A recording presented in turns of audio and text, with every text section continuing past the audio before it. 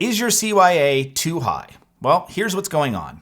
Let's say that you tested your water and your CYA is sitting between 80 or 90 parts per million, or maybe it's literally off the chart.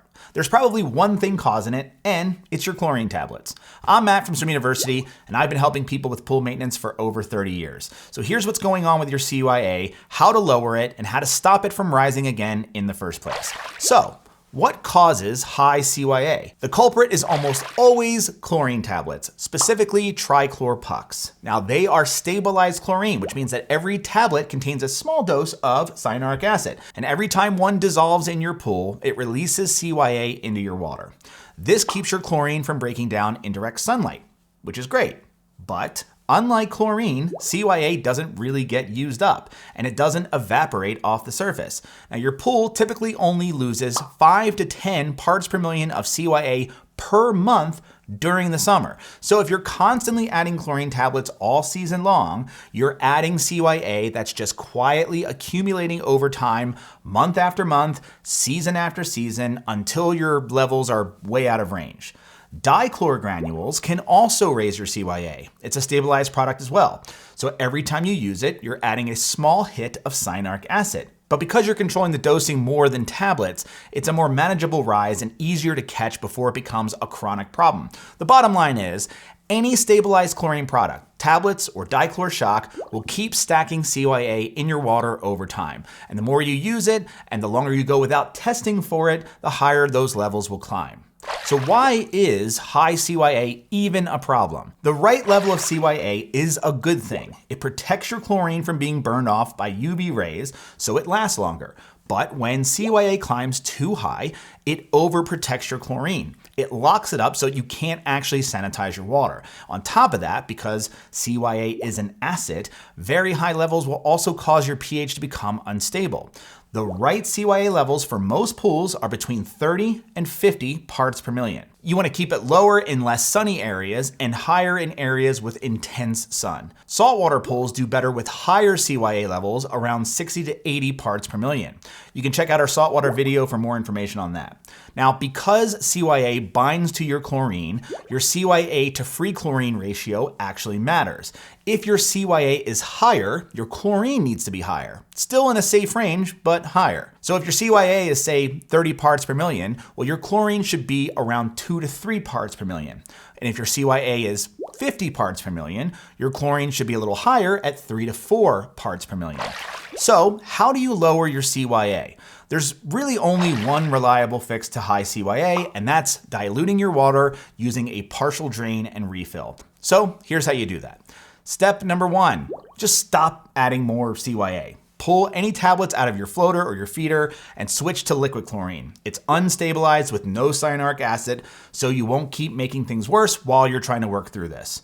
And if you've been using dichlor shock, you want to switch to cal hypo shock or use liquid chlorine to shock instead, which are both unstabilized.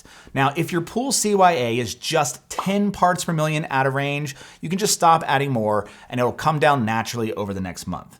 Step number 2, get an accurate CYA reading. If your CYA is at 100 parts per million or more than that, your test strips or your test kit might not even register it. I recommend bringing a water sample into your local pool store that has more advanced testing equipment.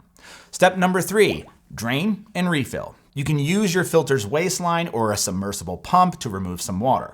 Now, if your levels are 90 parts per million, you'll need to drain about 1/3 of the water. But don't drain more than 1/3 of your pool at a time, since it can cause structural issues with your pool walls. And always refill it right away to protect your pool surfaces from the heat and the sun damage. Step number 4, rebalance your chemistry. Fresh water is going to dilute everything, so test and rebalance at least your pH, alkalinity, chlorine, and calcium hardness after you refill.